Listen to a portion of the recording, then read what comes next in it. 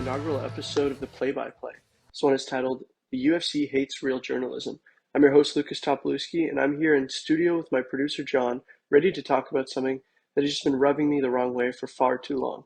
That being the reporting and journalism surrounding the most exciting and competitive mixed martial arts promotion in the world, the Ultimate Fighting Championship, or better known as the UFC. I'm sure many of my listeners are familiar with the promotion, but I think it's important to offer some background on their history and current employee/broadcasting structure. By far and wide the largest and most globally recognized MMA promotion, the UFC is celebrating their 30th anniversary this year after its humble beginnings in the 1990s. Back then, they put on just a single-night tournament that saw fighters of all weight classes competing against each other in matches without rounds. Despite these humble beginnings, which saw the UFC almost go broke in 2004 due to the sport being labeled by a large group of the public and some politicians, like United States Senator John McCain, as, quote, human cockfighting, end quote, the UFC has solidified itself today as one of the fastest growing and leading sports organizations in the world. Now equipped with huge sponsors like Monster Energy and Timex, consistent fighter uniforms for all athletes, a lucrative TV deal with ESPN, an official anti-doping agency, and much more, there's no denying the legitimacy of the sport today.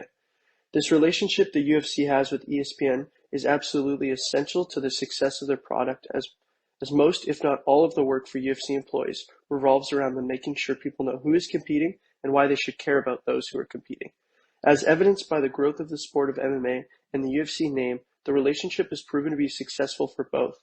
However, as I will discuss throughout this episode, the proximity and reliance the UFC has with their broadcasters and journalists has resulted in the coverage of the sport by many of the most privileged reporters to lack any desirable journalistic qualities, meaning the reporters and journalists lack a high enough level of integrity, a backbone, respect for the truth, and more, as many as become, to put it simply, bootlickers of the UFC in order to maintain their coveted position as a journalist who gets access to events, fighters, and more. There are multiple factors that play into this. However, they all stem from the same source, the president of the UFC, Dana White, who has shown time and time again that he would rather go out of his way to disrespect, belittle, and sabotage journalists who ask him hard questions rather than simply answer them. Some of these taboo topics include the low amount of pay for up-and-coming fighters, fighter injuries, betting scandals, and domestic violence situations.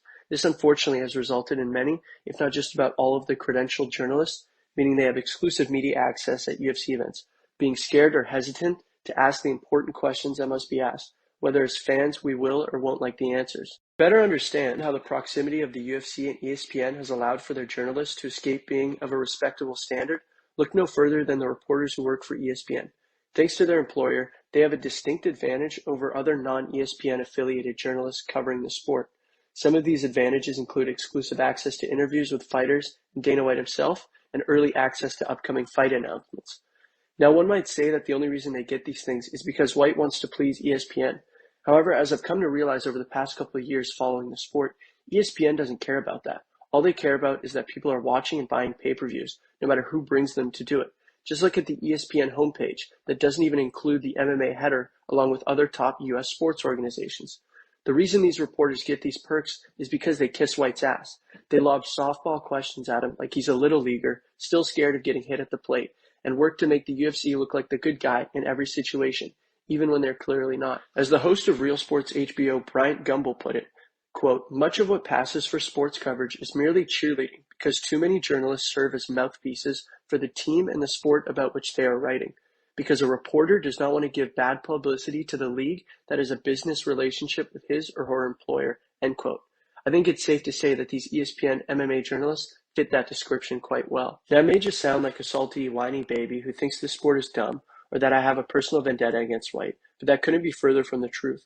My life revolves around this sport. I train Muay Thai, a form of kickboxing, and I'm currently making my plans to move to Thailand to compete for a living, as well as teach English.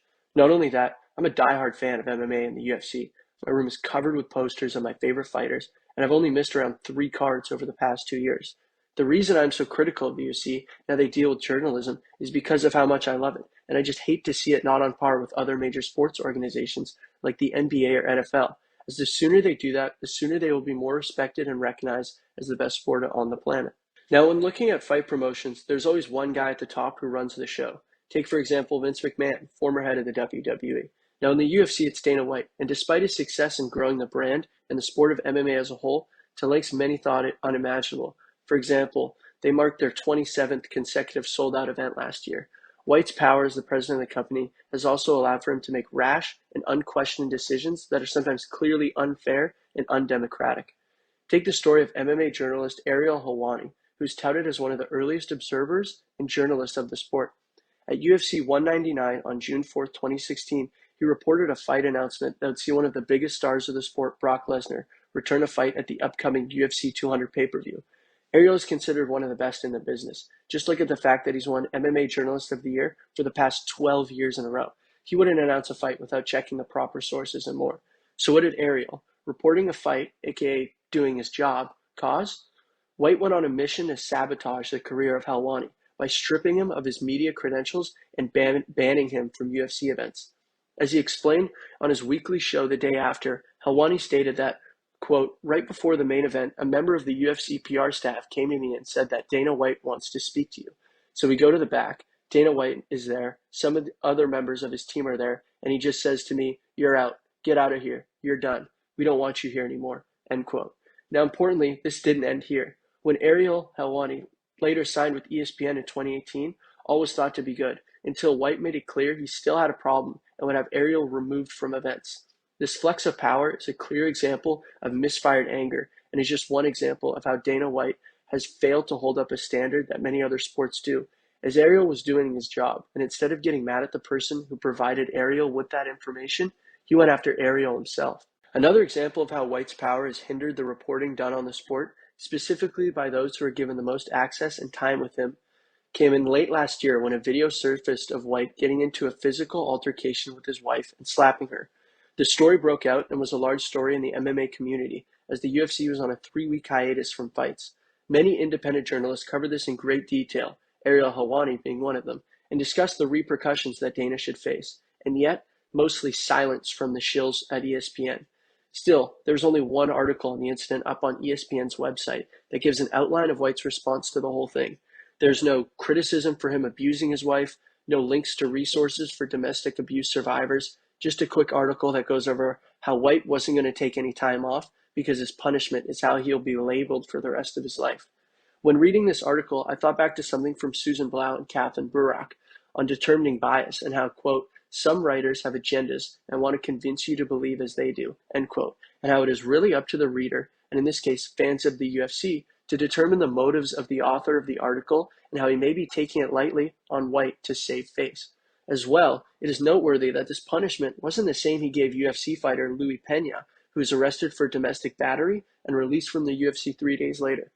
I guess when you're the boss, your employees won't say anything, and after addressing the situation once, you just get to move on without anyone asking why you didn't take a leave of absence or fire yourself like you did Pena. Now, in order to solve this problem that the UFC has, there are 3 things I believe the sports journalist can do.